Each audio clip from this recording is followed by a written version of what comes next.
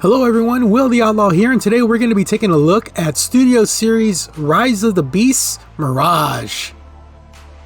Last year's Rise of the Beasts film was a mixed bag to say the least. Some say it was a step down in quality from the previous Bumblebee movie, while others felt it was the reboot the series needed. One thing that is undeniable is that the Cybertronian characters had more depth and development than any previous big screen iterations. None so more than Mirage here, who is voiced competently by Pete Davidson. No matter what you thought of the quality of the film or the quality of the robot designs, the figure here is a much more mixed bag. Taking a look at the figure itself, and Mirage looks pretty good. Now, one thing that needs to be taken into consideration is that this is probably the least screen accurate Studio Series out there. The CGI model is sleek and thin. This figure is very much not. But we aren't here to critique the screen accuracy, we're here to look at the physical toy.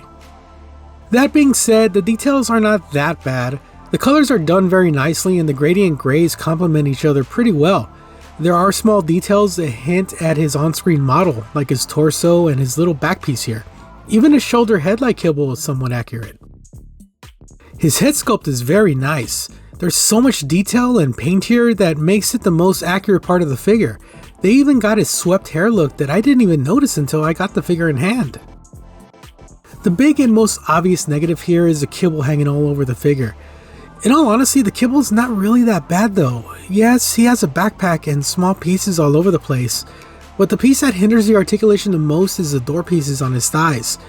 If they were able to be placed anywhere else, this figure would actually be pretty posable. Despite said kibble, he has all the joints necessary in a modern figure. Ball jointed head, hinged shoulder with a ball joint, bicep swivel, 90 elbows, wrist swivel, waist swivel, ball jointed thighs, thigh cut, less than 90 knees, and ball jointed feet.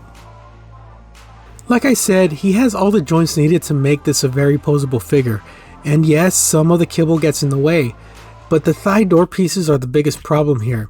It may take a little work, but he can get into some dramatic poses. The only accessory he comes with is his arm cannon. It's nicely detailed, but it can only fit in one hand, and sadly, it's not blast effect compatible. All the budget obviously went towards the figure, so I understand why this is the only accessory it came with. I'm not upset, just a little disappointed. Okay, so his transformation can be a little intimidating, since most of his parts are clear painted plastic. Plastic that, while feeling very solid and sturdy enough, still bumps and rubs against themselves throughout the process. It's not hard by any means, it's just frustrating at times. All that frustration and fiddliness is so worth it for the vehicle mode. The Porsche mode is almost perfect, and it has to be since it's an officially licensed Porsche product. Despite all the panel lines, the shape is there. The entire car is painted in a very nice silver and blue paint job. A paint job with some unfortunate rub-off due to the transformation. I love this vehicle mode. The robot mode is great, but this mode is the main event here. It doesn't have a battle mode of any type, but it does have storage under the car. I do have to mention that everything pegs solidly into place. Maybe a little too solidly. Transforming him back into robot mode can be just as frustrating, if not more, than getting him into car mode. The biggest complaint I hear is that this should have been Jazz. Now, I'm not going to say I disagree with that statement, but this version of Mirage was pretty good. I enjoyed his characterization and felt he was a good lens for the audience to relate to, more so than Bumblebee. Seriously, why can't he talk in the movies? Mirage here is the kind of figure that is both the best and worst of what a movie figure can be. It has a great, solid build, it's painted and detailed nicely, and it looks great on the shelf. It's just not a very good toy. I honestly can't see anyone having any fun transforming or posing this guy. There's just way too much going on. All in all, this is supposed to be the best version of the character. There are other toys, and from what I've seen, this is the best version of the character. It's unfortunate because I feel this guy deserves better. Damn, I wish something could be done with these doors. Bottom line, unless you're aiming to complete your Rise of the Beast Autobot lineup, I really can't recommend this guy. And that really hurts for me to say.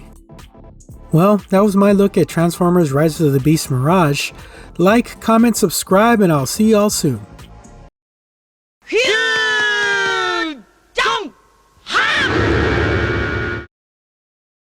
Check out my Patreon for early access to my videos and shoutouts on future videos. Join up and let's talk toys.